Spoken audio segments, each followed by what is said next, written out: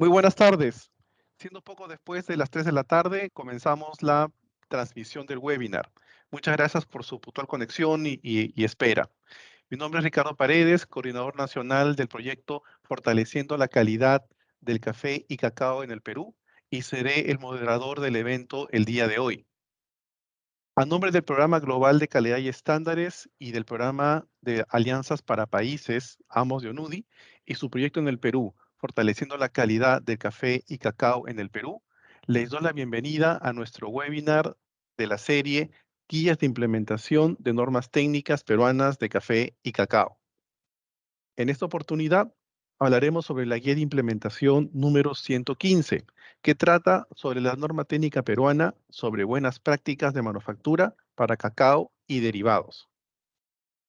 El proyecto Fortaleciendo la calidad en café y cacao del Perú es implementado por la Organización de las Naciones Unidas para el Desarrollo Industrial, ONUDI, en cogestión con el Instituto Nacional de la Calidad, INACAL, y con los fondos de la cooperación suiza a través de su Secretaría de Estado para Asuntos Económicos, SECO.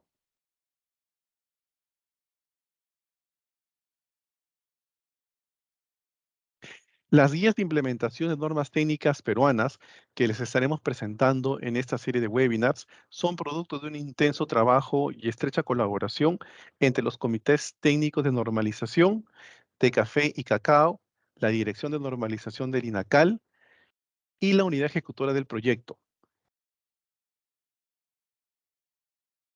Se están elaborando un total de 17 guías, 7 en café y 10 en cacao, cuyo principal objetivo es poner a disposición de todos los actores de las cadenas de valor.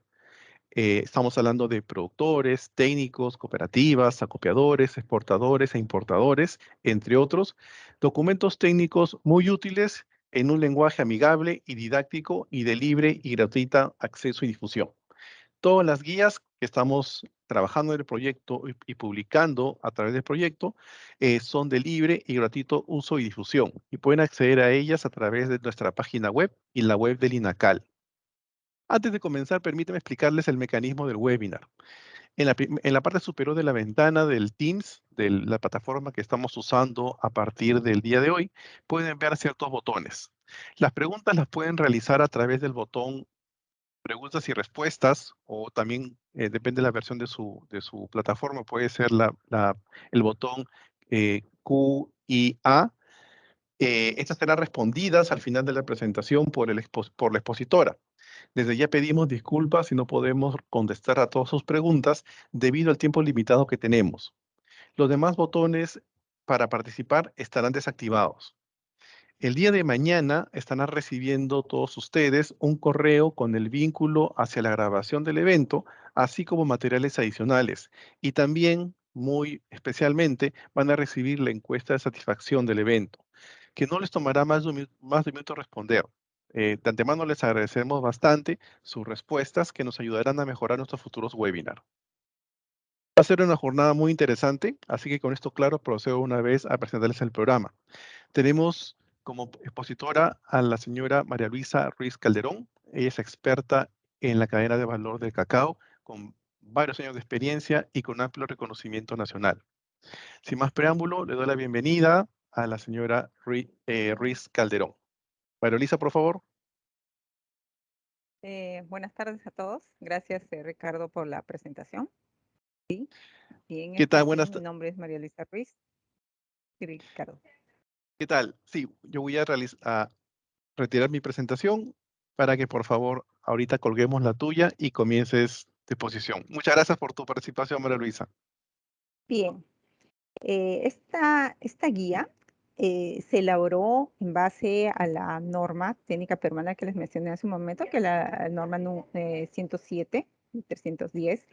Y como primer punto en esta norma, se indica que se trabaja o se debería trabajar mediante, mediante la metodología para la implementación de la mejora continua, ¿no?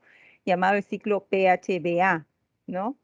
Que es indica o nos indica que debemos primero, antes de hacer e implementar algún sistema, primero planear, después hacer verificar y actuar, y después regresamos nuevamente al mismo ciclo, ¿no? Empezando nuevamente con planear, hacer, verificar y actuar. Este ciclo, ¿qué es lo que nos dice, no? Que antes de hacer una implementación de cualquier sistema, es importante primero, tomando el punto planear, es establecer los objetivos y metas que tenemos para esta implementación de este sistema, ¿no? Después vamos al punto o a la etapa de hacer, que es ya ejecutar todos los procesos que hemos planeado, ¿no? Después verificamos el nivel de cumplimiento de este proceso y después ya vamos al punto de actuar o tomar las acciones correctivas en caso las hubiera. Después, si hay acciones correctivas por hacer, regresamos nuevamente a la etapa de planear. Y así vemos que empezamos nuevamente un ciclo que es el ciclo de la mejora continua. Bueno, tomando esto ya como preámbulo, vamos a la siguiente diapositiva.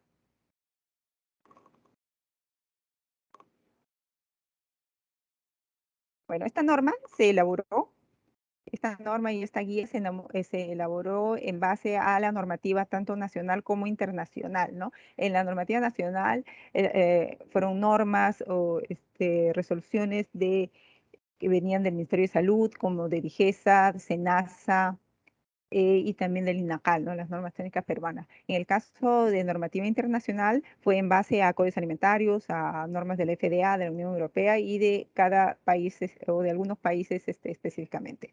Pasamos a la siguiente. Bueno, esta guía implica o abarca todo lo que son las buenas prácticas en toda la cadena del cacao, ¿no? Que son, pero más que en toda la cadena, en la cadena o a partir del proceso de procesamiento del cacao hacia el procesamiento y también el procesamiento del chocolate. Sin embargo, también nos da ciertas pautas que debemos considerar en la cosecha y la post cosecha. Sin embargo, ya los detalles de las buenas prácticas en cosecha y beneficio se encuentran en la guía 109 de la norma técnica peruana 208. ¿No? Pasamos a la siguiente. Bueno, ¿qué son las buenas prácticas de manufactura? ¿No?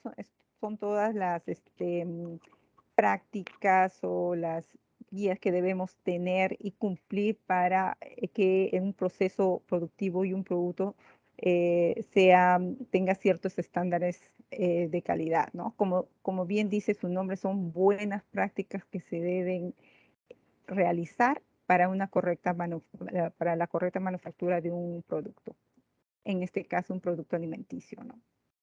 A la siguiente, por favor.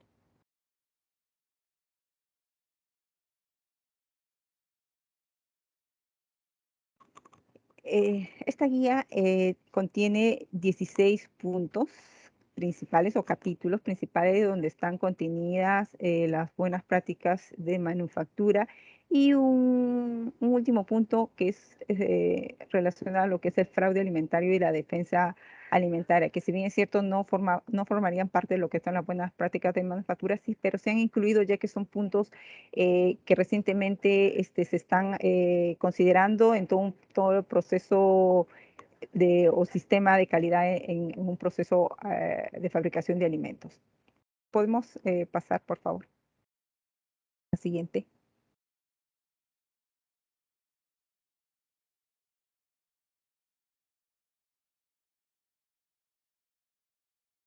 En el primer punto, que es la infraestructura física e instalaciones del establecimiento, se habla sobre los diferentes requisitos que debe cumplir un establecimiento de fabricación de cacao y derivados, ¿no? De procesamiento de cacao, ¿no? Como la ubicación del establecimiento, qué requisitos debe cumplir, el tema de las vías de acceso y los alrededores de la fábrica, la iluminación, porque hay requisitos que se debe cumplir para la iluminación, sea natural o artificial, que debe cumplir en un establecimiento donde se procesan alimentos.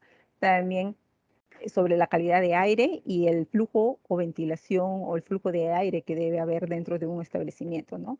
Si bien es cierto, esta guía está elaborada en base a lo que son los requisitos y normativa general de lo que es un establecimiento de alimento, hay ciertos puntos que son específicos de lo que es de los requisitos que deben cumplir para un establecimiento de fabricación de derivados del cacao. A la siguiente, por favor.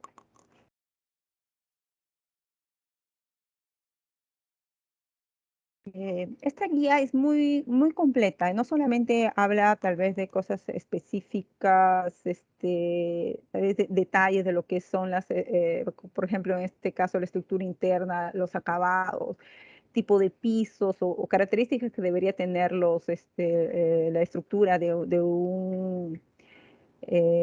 una planta de procesamiento, sino que también recoge mucha experiencia que se ha tenido a través de los años en un proceso productivo de derivado del cacao, ¿no? En etapas del proceso como, por ejemplo, el uso del aislamiento de las tuberías, ¿no? Como se puede ver en esta diapositiva, hay algunos puntos que son tal vez ya más específicos. Por ejemplo, en el caso de un proceso de derivados de cacao, se utiliza en algunas zonas, hay un proceso donde se necesita frío o calor, ¿no? Ambientes fríos, ambientes de calor, donde pasan tuberías de agua fría o tuberías de agua caliente. Entonces, en estos cambios de temperatura es donde se puede observar, por ejemplo, la condensación de agua de las tuberías. Entonces, por eso, por ejemplo, un ejemplo, ¿no? De lo que pueden ustedes encontrar en esta guía es recomendaciones de lo que se puede hacer para evitar esta condensación y, por lo tanto, el riesgo de contaminación debido a la condensación de agua y que pueda esta caer en algún momento al producto y contaminarlo, ¿no? Por ejemplo, una recomendación es el aislamiento de tuberías con espuma elastomérica, ¿no? Y también en el caso del ingreso de insectos o evitar el ingreso de plagas de insectos roedores, el uso de burletes para sellar las puertas de la fábrica o del establecimiento, ¿no? Ese tipo de detalles o ejemplos son los que ustedes van a poder encontrar en esta guía. A la siguiente, por favor. Tenemos el punto 6, que habla sobre las instalaciones sanitarias, los ambientes en los equipos. Acá da varias recomendaciones respecto a lo que es un diseño y distribución de ambientes adecuado y un diseño higiénico, ¿no? Para evitar o reducir al mínimo el riesgo de contaminación de los alimentos, ¿no? Y limitar el ingreso de agua al establecimiento y por lo tanto que esto pueda generar una contaminación. Eh, si recordamos los que sabemos y si no lo sabemos, se los comento, el cacao y sus derivados es un producto de baja humedad y para su proceso se recomienda el uso mínimo de agua para evitar la proliferación de patógenos, ¿no? O el ingreso de patógenos y el riesgo de contaminación hacia los productos, ¿no? Entonces, al ser un producto de baja humedad, no requiere el uso de agua o si se usa agua es al mínimo. Si se puede evitar, se evita el uso de agua. Incluso para lavar equipos, como los vamos a comentar posteriormente, es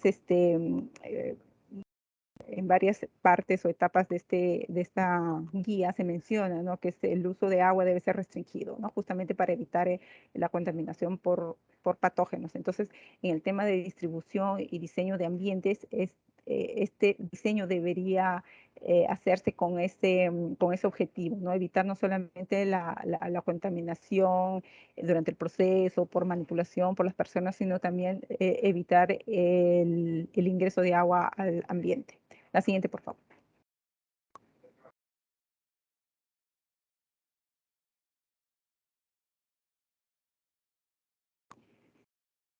Bueno, también tenemos lo que es en este mismo punto, el punto 6, sobre el tipo de equipo, materiales, de los utensilios y de los equipos que deben formar parte del proceso.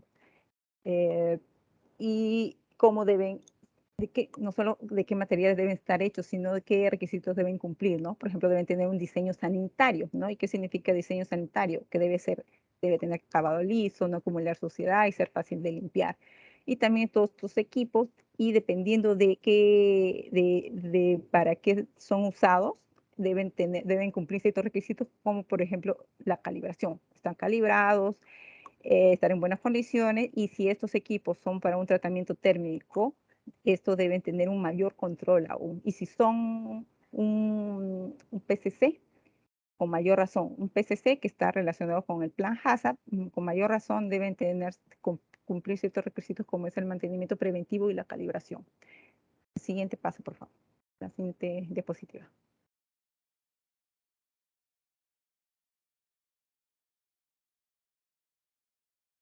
Bueno, tenemos el abastecimiento de agua y el sistema de desagüe, también se habla sobre este punto, y que lo principal que indica es que se debe disponer de agua en forma permanente en todo el establecimiento, ¿no? Como hablábamos hace un momento, el agua debe ser restringida en el proceso. Sin embargo, se debe disponer de agua siempre. No puede haber un proceso alimenticio, sea de cualquier tipo, no solamente de cacao, donde no se disponga de agua corriente todo el tiempo que dura el proceso, ¿no? No solamente es para elaborar el producto, sino para la higiene tanto de las manos de las personas, como para la limpieza y mantenimiento de la higiene del establecimiento. El siguiente punto.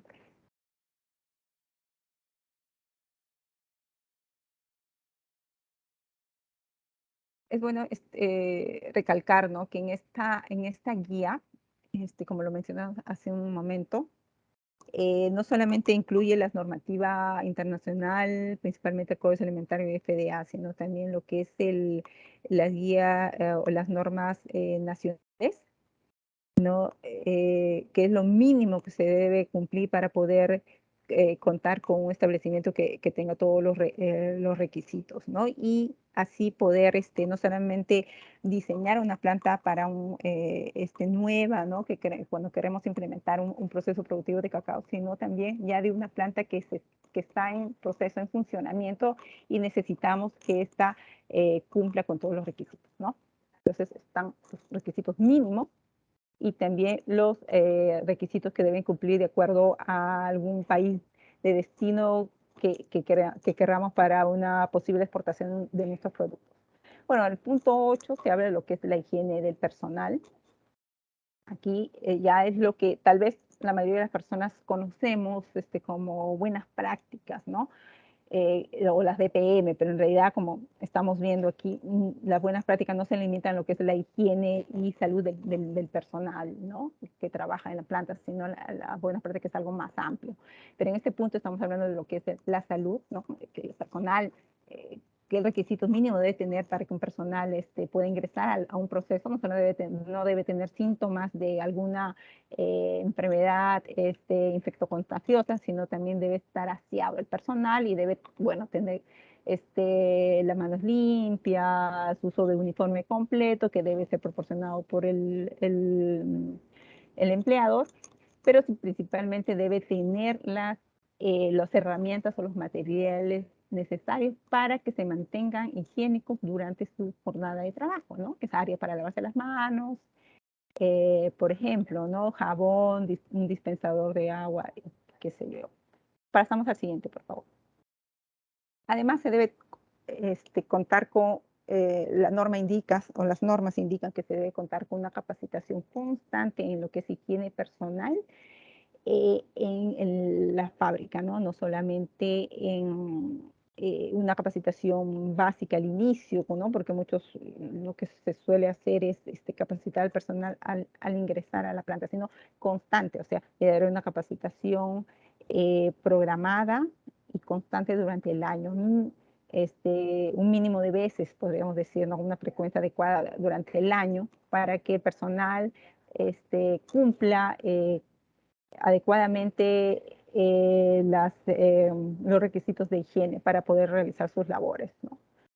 En el tema de higiene personal, También se menciona aquí lo que indica la norma, que lo mínimo, por ejemplo, de aparatos sanitarios que deben haber en los baños, en las duchas, tanto para hombres como para mujeres. Y lo mínimo que debe haber es un gabinete de higienización, ¿no? Porque como le mencionaba hace un momento, se requiere que el personal no solamente venga de su casa higiénico, sino que se mantenga en esas condiciones durante su durante su jornada o turno laboral, ¿no? Entonces, aquí se menciona también lo mínimo que debe tener un gabinete de higienización para cumplir con la normativa. El siguiente, por favor. Bueno, para que cumplir con la normativa y también para que se minimice o se reduzca el riesgo de contaminación al producto, ¿no? Bueno, el punto no es, se habla sobre saneamiento de los locales. Aquí es importante indicar de que se da tal vez una explicación acerca de lo que son los sistemas de limpieza, ¿no? Algo más, tal vez un poco más relacionado con un proceso de productos de baja humedad como son el cacao, ¿no? Hay tres tipos de limpiezas que se pueden aplicar dependiendo del proceso y dependiendo del riesgo que puede traer hacia el producto. Por ejemplo, hay un tipo de limpieza y desinfección en seco, que es muy utilizado en la industria del cacao, que cuando no es necesario meter agua, como le decía, no se debe meter agua, ¿no? Si se limpia sin agua, mejor. Solo se utiliza agua cuando es indispensable. La limpieza en seco significa no usar agua y se puede hacer solamente un raspado, utilizando espátulas, obviamente espátulas higiénicas o limpias, cepillado, aspiración, ¿no? Tal vez con una aspiradora exclusiva del área, ¿no? Una aspiradora limpia, ¿no? Por ejemplo, ese es un tipo de desinfección o limpieza en seco, ¿no? No estamos ingresando agua. Incluso se puede utilizar el mismo producto, ¿no? Para poder hacer limpieza que le llamamos limpieza de arrastre.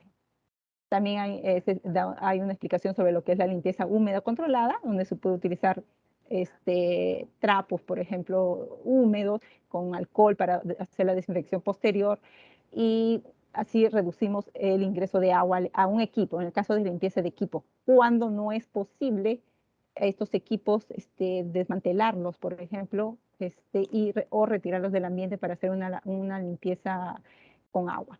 En el caso de la limpieza de agua, sí se puede hacer siempre y cuando sea controlada, ¿no? Si se puede retirar, por ejemplo, equipos o piezas fuera de la línea o del área y se lleve a lavar a un ambiente adecuado donde haya canaletas y está lejos del producto, se puede hacer. De lo contrario, se debe evitar. Bueno, todos esos detalles se explican en esta guía. Pasemos a la siguiente, por favor. Igual se explica sobre el uso de escobas o utensilios de limpieza de diferentes colores, ¿no? Que nos permiten o nos ayudan a reducir el riesgo de contaminación debido a áreas sucias con áreas limpias, ¿no?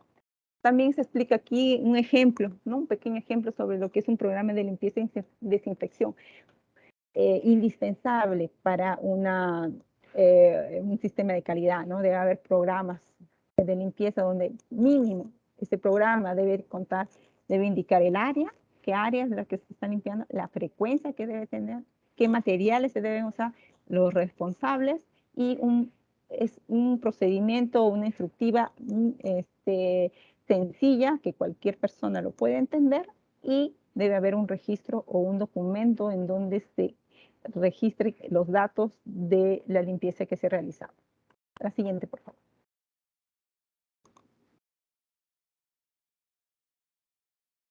Bueno, el punto 9 es el saneamiento de locales y equipos. Aquí se habla básicamente sobre el control de plagas y el acceso de animales, que no deben, bueno, lo ideal es no tener plagas en planta, que se puede cumplir siempre y cuando se cumplan ciertos requisitos, ¿no? Por ejemplo, instalar barreras protectoras. No todo es fumigación. Muchas veces lo recomendable no es fumigar en forma constante porque tal vez lo que vamos a conseguir es una mayor resistencia para futuras generaciones de insectos, pero sin mantener limpia e instalar barreras protectoras y así evitamos el ingreso de plagas a nuestro local. El programa de control de plagas también debe cumplir ciertos requisitos y debe haber muchos información que es mínima que debe tener, con la que se debe contar, y registros, ¿no? Registros de lo que se hace. El manejo de sustancias comestibles o peligrosas también se debe llevar un control de esto y debe contar con personal instruido y personal responsable de lo que es el manejo de sustancias comestibles para evitar una caída accidental de una sustancia como un insecticida, por ejemplo, sobre los alimentos. El siguiente paso, por favor. Siguiente diapositiva. El siguiente punto es el programa de higiene y saneamiento, lo llamado PHS. Este documento o este programa es un requisito mínimo que debe cumplir cualquier planta de alimentos, que solo solicita es DIGESA y es lo mínimo que debe cumplir, como le mencionaba, una planta, debido a que los derivados de cacao son productos que no son de alto riesgo.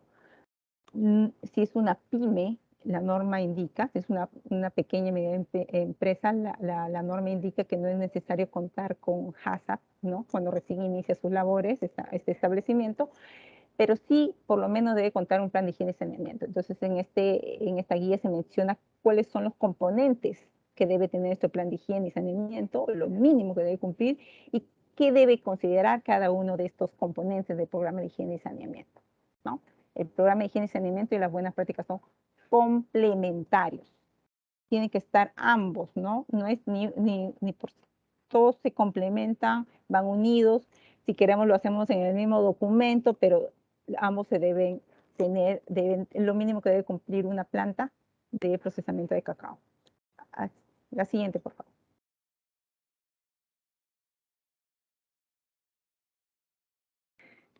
También en el punto 10 hablamos sobre control de calidad sanitaria e inocuidad.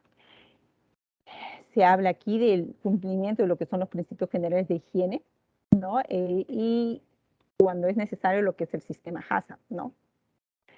Acá, como les mencionaba, lo mínimo que debe cumplir una PYME, una MIPE, es el programa, los principios generales de higiene que indican que se debe tener un programa de higiene y saneamiento y un plan de buenas prácticas de manufactura. La siguiente, por favor.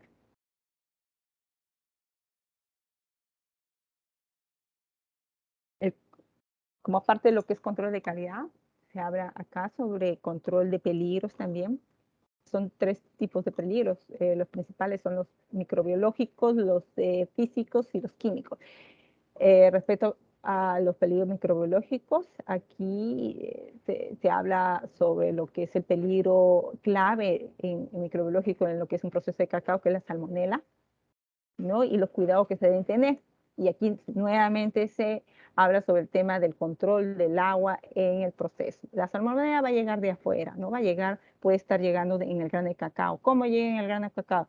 Normalmente porque están expuestos en el campo a animales y ya que la salmonela proviene del tracto intestinal y de las heces tanto de humanos como animales, la vía más común de que ingrese la salmonela es en el campo, ¿no? Porque está expuesto, como le decía, pues no solamente a perritos, como vemos ahí en la foto, sino también a aves, aves de corral o domésticas, sino también aves silvestres o cualquier otro tipo de animal que puede estar cerca al cacao, normalmente cuando está en proceso en la cosecha, ¿no? En el secado.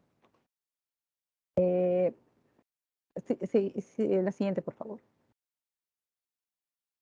Acá en esta guía ustedes van a poder ver no solamente qué tipos de peligros hay, sino también cuáles son las recomendaciones para reducir el riesgo de que estos peligros ingresen al proceso, ¿no? En el caso de peligros físicos, se habla, por ejemplo, el tema de los más comunes, peligros físicos más comunes, que son las piedras, que como vemos ahí en las fotos, normalmente ingresan en la post cosecha.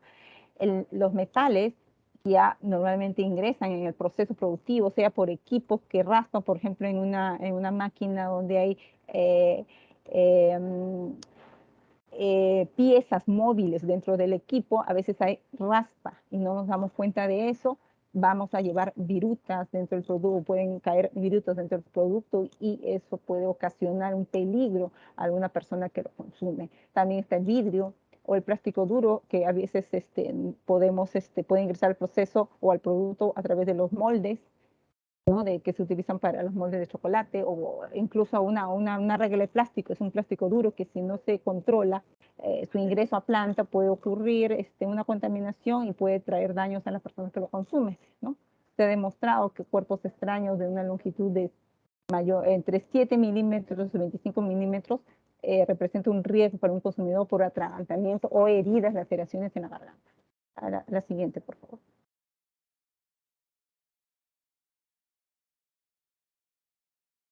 Tenemos también los peligros químicos. Hablamos aquí sobre los peligros relacionados a los ingredientes de cacao.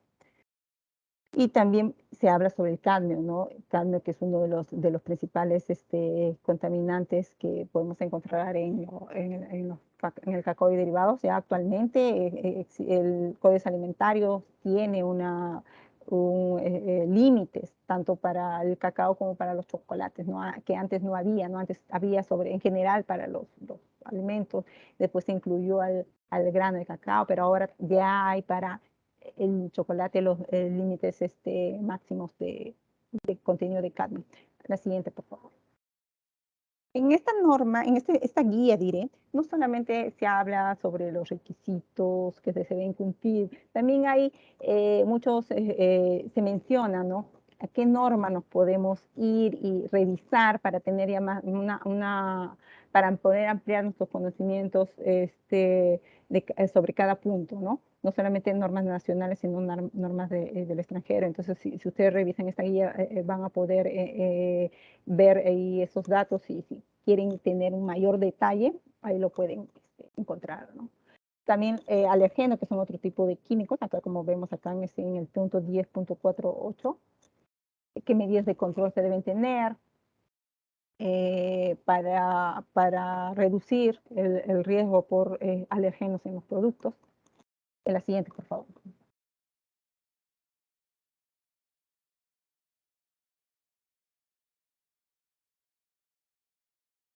Y, bueno, también se habla sobre lo que es el control y la supervisión de los procesos para poder llegar a una trazabilidad adecuada de los productos. Es importante contar, la norma lo dice, con un personal de supervisión calificado en un proceso productivo.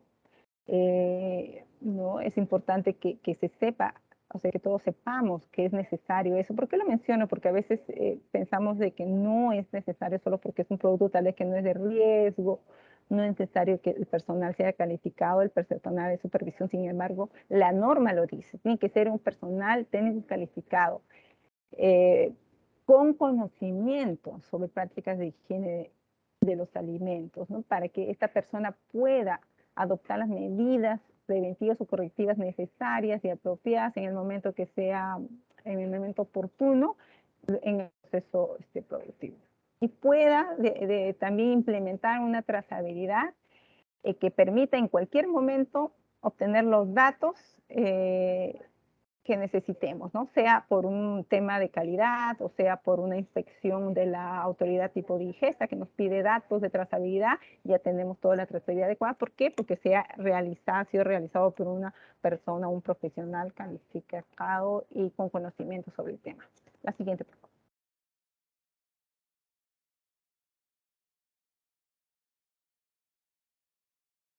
También se habla en el punto 11 sobre materias primas, los aditivos y los envases. ¿Cuáles son esos requisitos que se deberían cumplir? En el caso de las materias primas debe haber un programa escrito sobre control de proveedores. También se habla sobre el agua como ingrediente, porque por una parte está el agua que es para la limpieza, el lavado de manos, pero también no debemos olvidar del agua como ingrediente. Por ejemplo, si queremos hacer un jarabe para hacer un relleno de un chocolate, porque como saben, el agua no ingresa en el proceso del cacao, pero sí podría ingresar dependiendo del tipo de producto que hacemos, ¿no? También sobre los aditivos permitidos, también se habla ahí, y ahí se hace mención sobre las normas a las que uno puede dirigirse o revisar para tener un mayor detalle sobre ese tema, ¿no? La siguiente, por favor.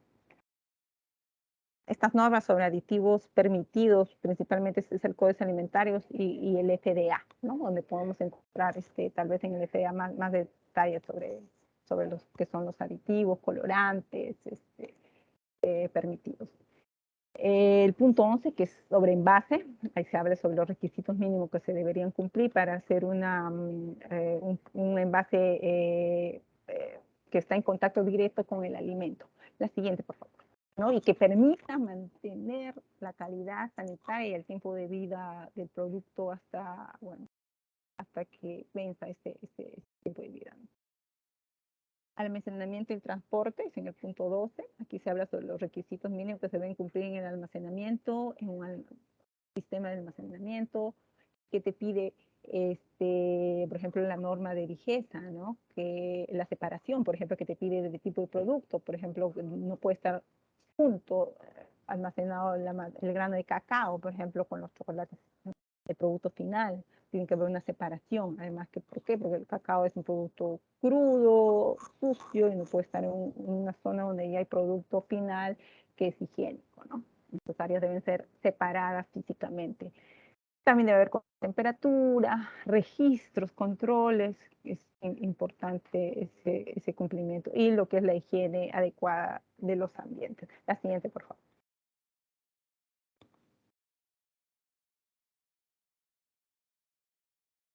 Bueno, se habla también de la estiva. Lo mínimo, los requisitos mínimos que se deben cumplir según la norma, que es el decreto, bueno, en este caso el decreto supremo 007 de Digesa, ¿no? Lo mínimo que se debe cumplir para un almacén de alimentos, ¿no? Un almacén de no perecibles, por ejemplo, no es lo mismo que un almacén frío. Las medidas a la distancia, por ejemplo, a la pared o al techo son diferentes, y ahí se menciona todos estos requisitos. A la siguiente, por favor. Nosotros todos sabemos porque el espacio siempre es limitado. Sin embargo, la norma lo dice y ahí está específicamente con medidas, por lo tanto lo debemos cumplir. No es que si queremos o tenemos espacio, eso lo dice la norma, por lo tanto debemos cumplirlo. También se habla sobre el tema de comercialización, ¿no? Lo mínimo que debe cumplir un producto alimenticio, un chocolate, un derivado de cacao para ser comercializado en el Perú es contar con registro sanitario, ¿no? Y, y que es lo que también te indica la norma, ¿no? Que el cumplimiento de todos estos requisitos de buenas prácticas, programas de higiene que hemos mencionado, no solamente lo deben cumplir las fábricas que procesan alimentos, sino también las que fraccionan, por decir, ¿no? Si yo voy a ser fraccionador de cocoa, ¿no? Compra un saco grande de 25 kilos y ya lo fracciona en bolsitas de 100 gramos, por decir. Así sea solamente fraccionamiento, debemos cumplir los mismos requisitos que una planta, de la planta que procesó la cocoa o el cacao en polvo, ¿no? Entonces, todos los requisitos son los mismos. Pasamos a la siguiente, por favor.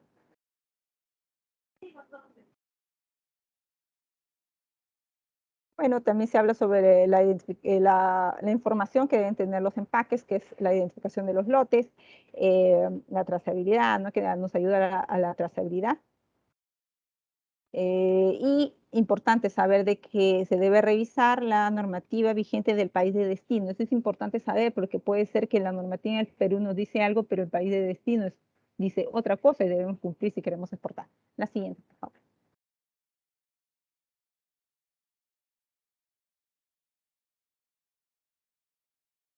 Bueno, el rotulado, ¿no? Aquí se hace un ejemplo de lo mínimo que debe contar un producto en el rotulado para cumplir con la normativa peruana, pero como les digo, esto es igual, ¿no? ir a revisar las normativas del país de destino si queremos exportar. La siguiente, por favor.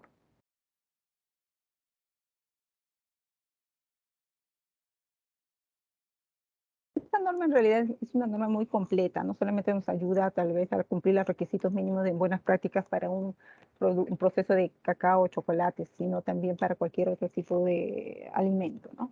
El contenido del envase, también el contenido se basa en lo que es una norma, ¿no? La norma meteorológica peruana es 002 de 2018, que habla sobre la cantidad de productos envasados. La siguiente, por favor. En la siguiente diapositiva vamos a ver una tabla que menciona lo mínimo que debe contener o la cantidad, la deficiencia tolerable, podríamos decir, ¿no? Imaginemos, no tenemos un envase de 100 gramos, ¿cuál es lo mínimo que debe tener mi envase en el caso hagan un muestreo de mi lote que debe tener mi producto para no estar infringiendo la ley, porque eso ya es una norma meteorológica obligatoria, debo cumplir. Por decir, acá dicen de 50 a 100 gramos de producto en la segunda línea, ¿no? No debe tener menos de 4.5 gramos hacia abajo, ¿no? Si me muestrean mi producto, ¿no? Eso quiere decir una unidad, por decir, ocasional que saquemos podría tener eso. No quiere decir que todo mi lote va a estar así, sino mi lote sí debe estar en el promedio que indica mi peso neto declarado. La siguiente, por favor. Todos esos detalles ustedes los van a poder en la guía, ver en la guía, ¿no? Después la información nutricional, como sabemos todos, hay una norma, un manual de advertencias publicitarias donde se habla sobre los octógonos, famosos octógonos que debemos cumplir, y si no cumplimos esos requisitos mínimos, debemos colocar octógonos a nuestro producto, y también se habla sobre lo que es los datos de nutrición, que no es obligatorio, y si deseamos lo podemos poner, y también indica en qué normas podemos guiar para poder hacerlo. La que sigue, ¿no? La siguiente, por favor. La vida útil del producto, ¿no? Muchas veces nos preguntan cuánto, ¿no? A los que conocemos más de cacao, cuánto tiempo de vida debe tener mi producto. Ese es un tema que no se puede responder fácilmente. Cada persona establecimiento o empresa que fabrica un alimento debe determinar la vida útil de su producto mediante pruebas, ¿no? Ese detalle también se explica en esta guía. Siguiente, por favor.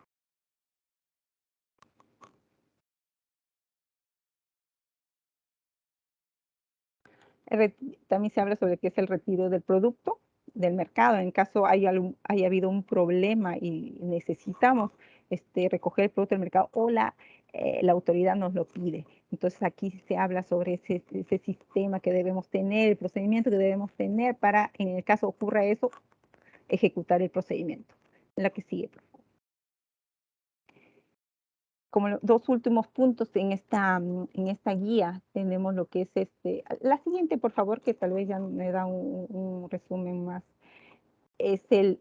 Hablamos sobre el fraude alimentario y la defensa alimentaria. Si bien es cierto, esto no forma parte de lo que son las buenas prácticas en manufactura, pero sí ya son sistemas que ya se están incluyendo dentro de un sistema de calidad en la mayor parte de las empresas y son requisitos que ya nos empiezan a pedir clientes muchas veces del extranjero. Entonces, ¿de qué se habla en el fraude alimentario? De prácticas indebidas, intencionales, o sea, que uno quiere hacerlo, ¿no? O sea, con intención lo hace. Por ejemplo, sustituyes un ingrediente por otro. Por ejemplo, yo digo que estoy usando manteca de cacao y no estoy usando manteca de cacao, estoy usando una grasa vegetal, por decir. Eso es un tipo de fraude alimentario. Entonces, sobre eso habla y que debemos tener un sistema para que no ocurra. También está el etiquetado incorrecto, ¿no? Yo digo que hay una cosa, pero pues, intencionalmente le pongo otro ingrediente en mi etiqueta para que la gente crea que tiene ese ingrediente, ¿no? Entonces, eso también forma parte del fraude alimentario. Otro punto es la defensa alimentaria. Aquí se habla más que todo sobre riesgos, tanto internos como externos, que pueden causar daño a los consumidores, pero que no es algo que la empresa quiere hacerlo con intención, sino puede ocurrir porque no lleva un control adecuado en su proceso. Por ejemplo, puede ser riesgos internos originados por personal de la empresa, un sabotaje, alguien tira, no sé, porque quiere hacer un daño, tira vidrio, por ejemplo, a mi producto y nadie se dio cuenta, ¿no? Ese tipo de cosas se ve en lo que es defensa alimentaria, donde también se debería tener en la planta un sistema para evitar justo esos problemas, ¿no? La siguiente, ya como último punto, vemos lo que es la validación del cumplimiento de esta guía y de esta norma, ¿no? Entonces, lo que se ha hecho es hacer una especie de checklist que nos va a permitir, un checklist o lista o ficha de verificación que nos va a permitir ver nuestro nivel de cumplimiento de esta norma o de las buenas prácticas de manufactura en nuestro establecimiento o en nuestro proceso. Aquí vamos a poder ver un listado de unos ítems relacionados con los capítulos o subcapítulos de esta guía o de la norma, ¿no? Y vamos a poder nosotros ahí poner si lo cumplimos o no lo cumplimos. Y si queremos mejorar esto, tal vez podemos poner ahí qué nivel de cumplimiento creemos nosotros en el que estamos, ¿no? Ahí también hay un espacio para poner, por ejemplo, las observaciones y comentarios. Esto nos va a ayudar a ver no solamente qué nivel de cumplimiento tenemos, sino qué acciones correctivas vamos a hacer para poder cumplirlas, ¿no? Y entonces ya regresamos a lo que un inicio hablamos, ¿no? El ciclo pH, ¿qué nos dice? Que primero debo planear qué es lo que voy a hacer. Después ya viene el hacer, ¿qué debo hacer? Debo cumplir esta norma, el requisito 1, el subcapítulo 2, 3. Después vamos a la parte de verificar si lo estoy cumpliendo, que justamente es este punto, que es la validación. Verifico si lo estoy cumpliendo, a qué nivel lo estoy cumpliendo. De ahí que viene las acciones correctivas que debo tener para poder cumplir a un 100% lo que son los requisitos, ¿no? Entonces ahí es donde se está cumpliendo nuestro ciclo de mejora continua.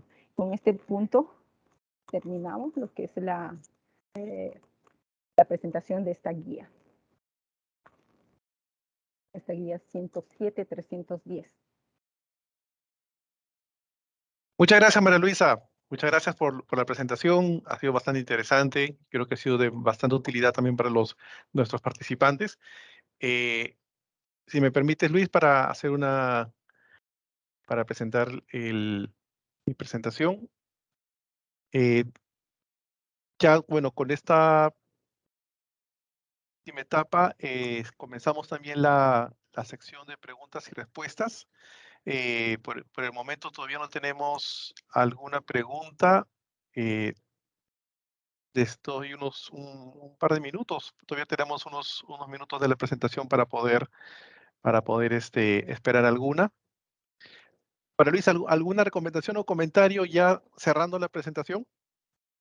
Sí, más bien yo lo que sí quisiera recomendar a cualquier persona que si bien se puede tener hoy en día una planta ya de procesamiento de cacao, sea pequeña o grande, o quiere emprender en un proceso, siempre planificar, ¿no? Planificar desde el plano de mi planta, ¿no? No ser improvisado, que nos va a ayudar a reducir los riesgos de contaminación de nuestro producto, considerar lo que les mencioné varias veces, es el reducir el ingreso de agua a nuestro proceso y leer normas, ¿no?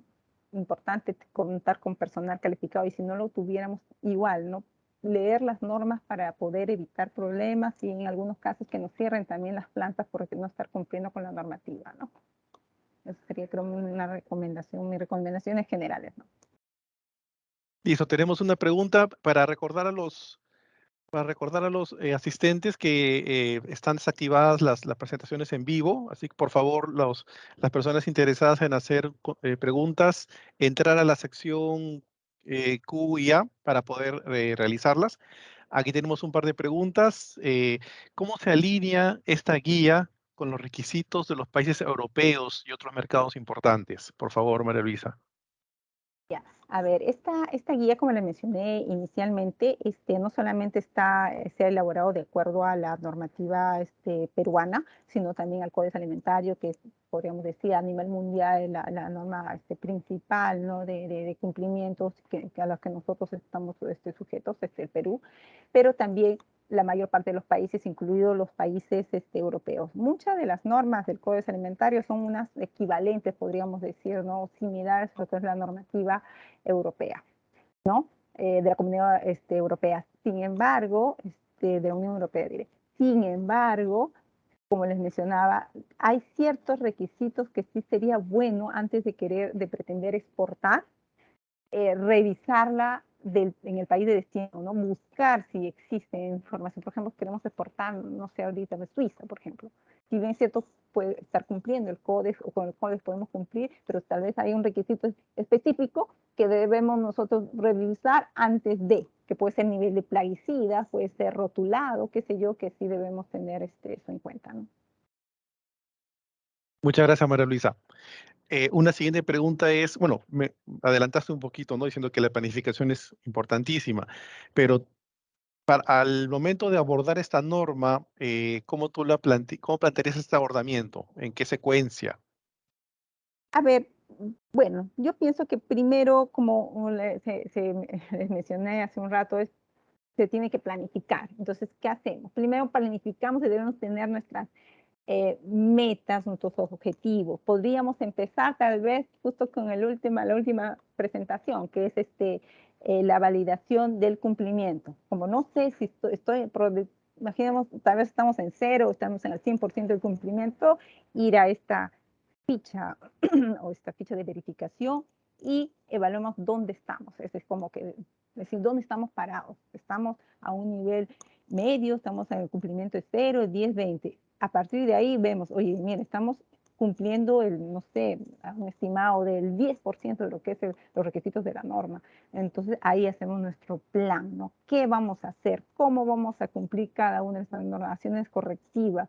Fechas de cumplimiento, eso es lo importante, planificar fecha de cumplimiento, porque si simplemente lo dejamos muy a la deriva, vamos a cumplir y tal vez pasaron 3 años y no hemos cumplido nada. Es más, tal vez lo que habíamos estado cumpliendo en aquel momento ya tampoco lo estamos cumpliendo. Entonces, debemos planificar de esa forma, poniendo responsables, poniendo objetivos, fechas, ¿no? Y registros de lo que estamos cumpliendo, y de ahí estaciones correctivas se realizan, de ahí empezamos nuevamente a hacer yo diría una